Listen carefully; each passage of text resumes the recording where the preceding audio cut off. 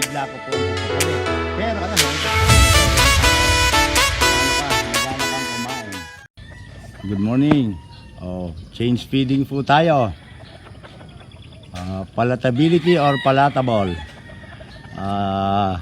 Tingnan muna po natin yung ating ipapalit na patuka. Ito po yung winning tone. Tingnan nga natin yung loob. Open lang po. Fresh na fresh siya. Yan po muna natin. Ano po? Siyempre, ang normal na kain po ng stag, saglit lang Mac, ay ano po, 35 to 40 grams. Depende po sa size niya at saka yung appetite niya. So kailangan po ay 20 grams muna. Pag inubos, saka ka magdagdag. Mas maganda po yan para alam ako nagtutulaw. Sige nga, kailangan. Ito po yung na-deworm na dilaws na ha. Sige nga, isa-isahin natin. Maganda po yung kita ninyo. Morning feeding po ito. 7 AM sana ang pakain, pero pinakain ko na po na 6:30. Kasi po, mapaaga ka na sa pagpapakain, huwag ka lang malilate kasi doon po nagiging man fighter. Ayan, tingnan natin isa-isa. So, pangitang-pangita po, kinakain. Magana kumain. Yun. Pagka po quality ang pakain, bigyan niya, magana nilang kainin.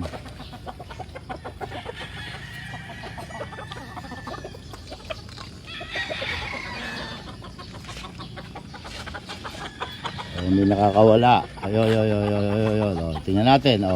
Lahat po ay bago sa kanilang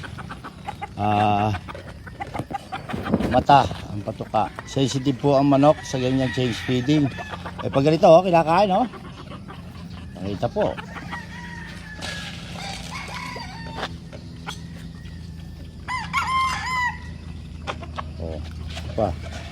Mga more than 5 months na po itong mga ito. Ito isang ito, mas maedad na konti. Kaya napungusa na. 7 months na po ito. Tinitingnan po natin yung kanilang ganang kumain. Ito mga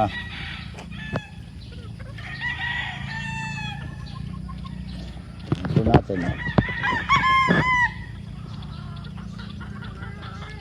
Ino-obserbahan po. So 20 grams and Mac, less than pa. Tingnan po natin ino-obserbahan natin. Doc Nilo Magtibay, Peter Songuera, Miss Vicky Tubiano. Kinakain po mabuti yung winning tone.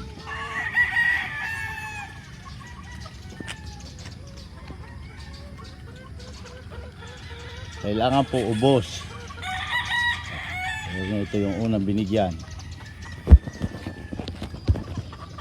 Yan po natin. Kasi po pag nagpalit ng patuka, maselan po yan. Meron pong hindi nagtutunaw.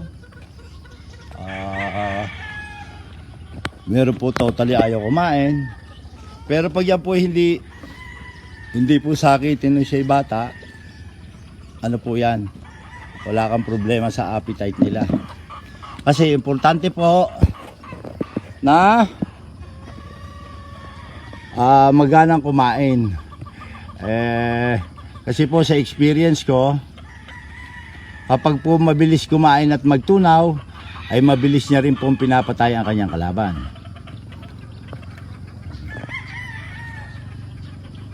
Tingnan ko po ito. Tapos yung iba pang nakakawala.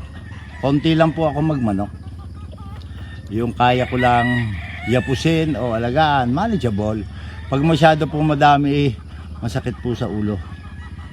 Nagpapapintura pa rin ako ng mga facilities, kaya po nakaano yun, yung mga kulungan na yun. Ito mga nakakawala. Tinitingnan po natin.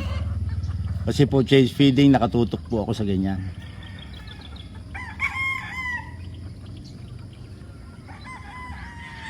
Natin. Paki-check nga ako nag-uubos. Mabibilis naman sila kumain. Na-post ko na naman po yun kung paano sa change feeding. Ihahalo muna doon sa lumang patuka. Pero ito pong batch na ito na hindi talaga nagkasakit, binigla ko po ang pagpapalit. Pero in-underfeed ko. Testing po kung kaya. na biglaan. So it means quality yung patuka. Kasi ho, kinakain eh oh. Ikutan uli natin. At tingnan nyo yung appearance ng pigs. Oh. Ganda po. Kailangan po lagi may grains. Kasi pagka wala pong grains, yan ay ampaw ang palo. Kasi hindi niya nagagamit yung kanyang gisag o yung balon-balunan. So, tingnan niyo po ha. Ito ang gusto ko. Oh, ubos na ubos. Ubos. Sa kanya. Ito rin. Ubos na ubos din. Di ba? Ito, oh. Natin, oh. Ubus din.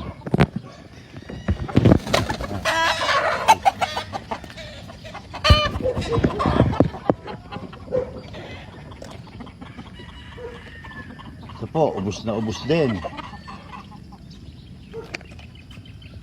Oh. Ubus na ubus din. So wala po tayong problema sa change feeding. Ano po? Kasi nagsaid lahat eh oh. Tandaan nyo po, pag magpapalit kayo ng patuka, i-deworm dilaws nyo muna para maganda po ang absorption. Wala po ako masasabi dito. Tingnan ko yung response ng katawan, yung hipo niya. Siguro after 3 to 5 days na kinakain niya. So pag ganyan nagubos, siguro mamayang hapon, Mac, medyo kakapain natin yung butsi niya. Kung tinunaw niya, pwede na yung 20 grams uli or pwede uli pong dagdagan at gawin na pong 25.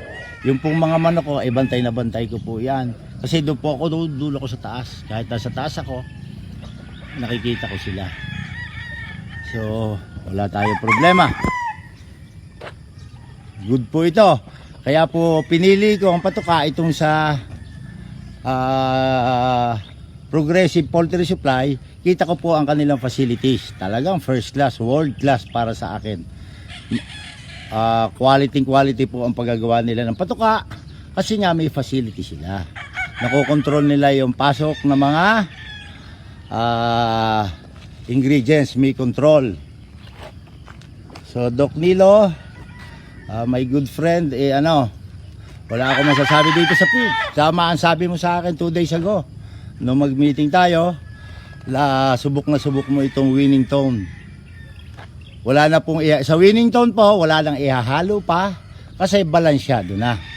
Wala kayong gagawin kundi every 30 days ay i-dilaws, 15 to 20 days ay i-deworm para po lagi magana. Isipin nyo, ito po ay hindi naman ako lumalaban ng stag. Ayoko po yun masyado. Doon ako sa kak. Kasi yun ang hantungan ng sabong yung world slasher. Kailan ko pa ilalaban to? 2027 na araw-araw binabantayan. Anyway, pagkagala tingnan niyo po natin ulit ha. Ubus na ubos. Walang nagtira. Boys, walang nagtira tingnan natin. Pasadahan natin. Ngayon po, ang program namin dito, pagkakagaya po, lapakain, nawalisan yung kulungan, isa-isa na pong ipapasok sa facilities. Sa round pen muna. Sunod ay round pen ito. Sunod ay running pen. Ay pinapipinturahan ko pa para wag kalawangan. Every 2 years, pipinturahan po dapat So said na said. Pangita po. Tingnan natin. Galing ng feeds. Okay siya. So ngayon po, pag ganun po na-open yung bag, ay dapat tatali mo, papasukin ng moisture yan, magkakaamag. So itatago na po namin, may sadya kaming bodega. Pakipasok na lang sa facilities isa-isa. Kasi habang narito po sila, hindi naka-cord lang. Niro-rotate ko rin po para batak po sila. Diyan po sa round pen. Sige, panoorin po natin. Ito po ay matagal ko nang ginagawa since 2012 pa. Kasi binabatak ko sila tapos mahaba ang tali. Kasi po pag gagawin mo silang kak, eh ano po yan, lalaki ang tuhod, nabibingi, ay mabagal. Dito po hindi bumabagal. O pakialalayan mo siya, hindi marunong masyado humawak, bago ang batang yun eh. O, una ang ulo, pag ipapasok, pabitaw din.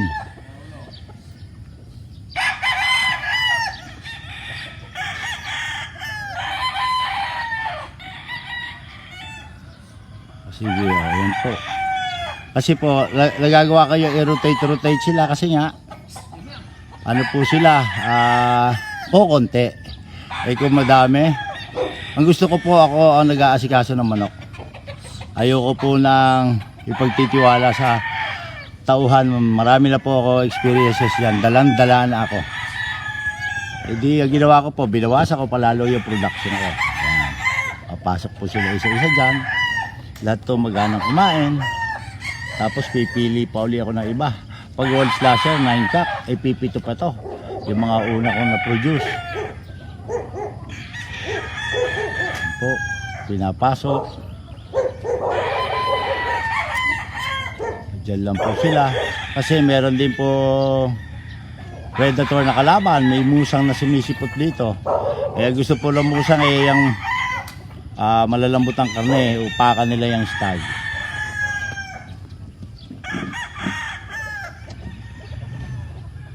Po, yan po ang libangan ko everyday. Iyan po paghuli sa stag, ayaw ko lang hinahawakan sa buntot. Sa katawan lang, masakit sa kanila yon. Pwede namang hawakan ng buntot, wag lang hihilahin. Sige po. O yun, lagi pong malinis. Tingnan po natin isa-isa yung pinakain natin. Hindi po ba ito? Medyo makalat lang, umuulan po eh. Kaya isa pa, magana silang kumain. Ay ano po, umuulan eh. Malamig ang panahon. Parang ikaw rin tao. Maano ka, magana kang kumain.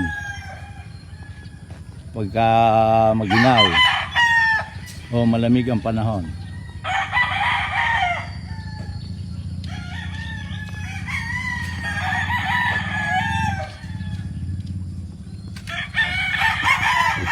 Ayan, nililinisan. Nandito pa po yung ibang pinapalugunan. Try din natin dito.